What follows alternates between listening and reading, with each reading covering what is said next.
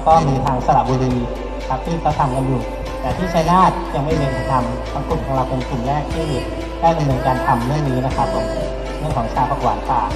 นอกจากการทำชาผักหวานป่าแล้วก็จะมีการเพาะเมล็ดผักหวานป่า